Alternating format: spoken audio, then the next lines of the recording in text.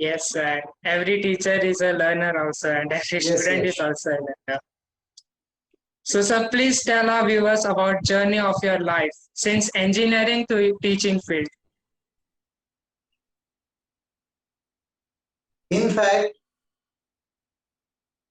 when I started teaching, it was coincidental.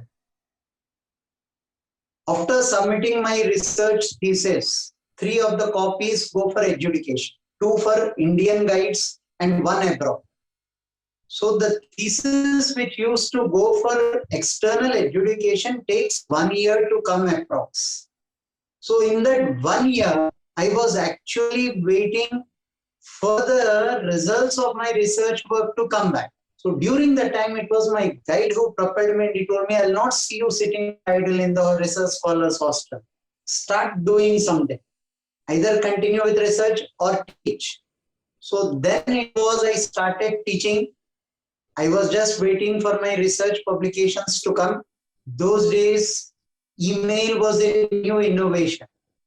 So sending something by an email was itself a very new thing for us. And during those times of communication, when I started teaching, I realized this was my strength. And hence I continued teaching.